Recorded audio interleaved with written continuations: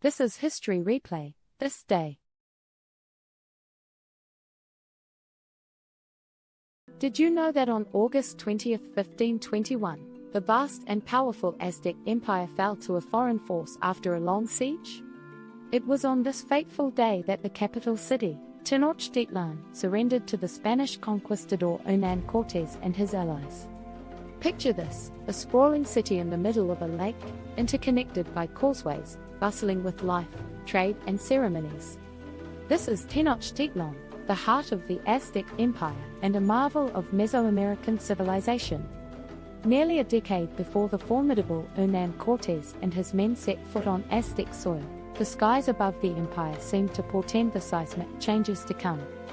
The Aztecs, deeply attuned to the cosmic rhythms and celestial events, were startled by the sight of a blazing comet, carving its fiery path against the tapestry of stars.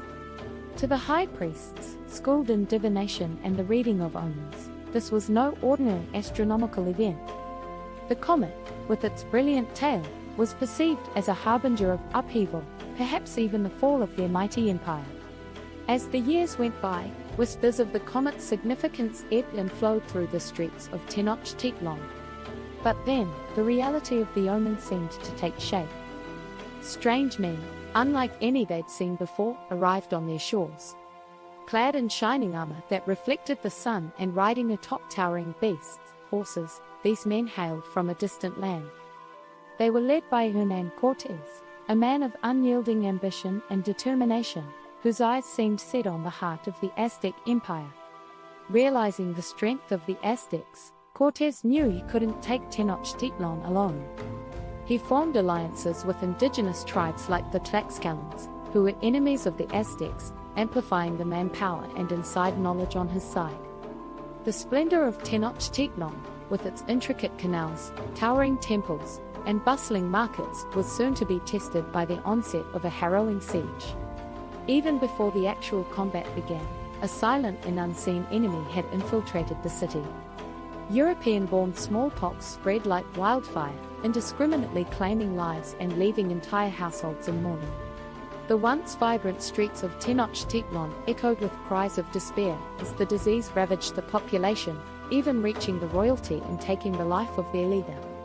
Amidst this chaos, Cortés and his combined forces of Spanish soldiers and indigenous allies, like the Tlaxcalans, began their strategic encirclement of the city. They erected barricades, cutting off vital supplies of food and fresh water, and slowly strangling the life out of the city. The once clear canals became tainted, first with the detritus of war and later with blood as skirmishes turned into larger battles. Every dawn brought a renewed sense of desperation as the Aztecs, led by their brave warriors, launched counterattacks, attempting to break the tightening noose of the blockade. But with each sunset, the grim reality settled further. Their once impenetrable city was under relentless assault. For 93 agonizing days, Tenochtitlan withstood this brutal onslaught. Sounds of war drums, shouts, clashing weapons, and the cries of the wounded became the city's haunting lullaby. The once plentiful markets were now ghostly shadows of their former selves, with hunger and disease stalking every corner. The Aztecs, despite their diminishing strength, continued to resist, their spirit unyielding, as they fought to protect the heart of their civilization. Amidst the turmoil of the besieged Tenochtitlan stood Cuauhtémoc, the youngest ever to wear the mantle of the Aztec emperor. A beacon of hope in the darkest of times, he embodied the resilience and pride of the Aztec people. Cuauhtémoc, whose name translates to descending sun, was prophetic as he assumed leadership during the twilight of the Aztec Empire. Despite his youth, Cuauhtémoc demonstrated wisdom and bravery far beyond his years.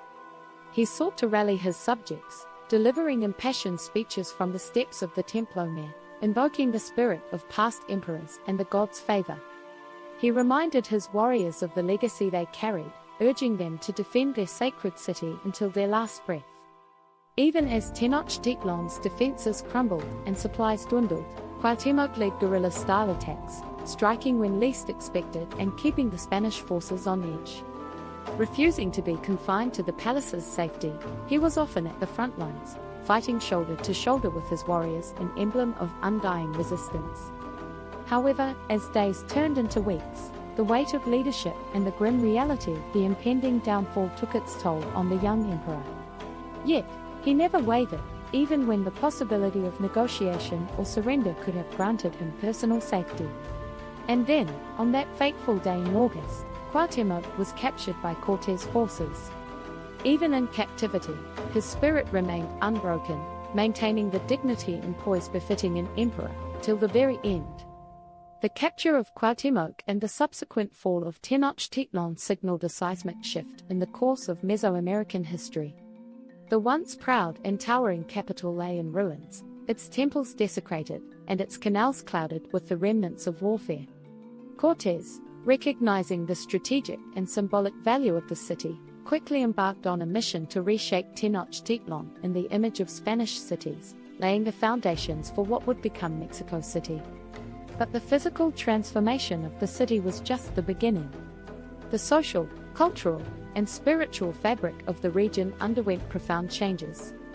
The Spaniards introduced their language, religion, and customs, leading to a forced amalgamation of indigenous practices with European ones.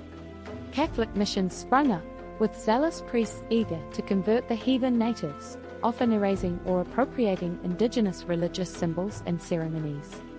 Yet, despite the weight of colonization, the legacy of the Aztecs refused to fade into oblivion.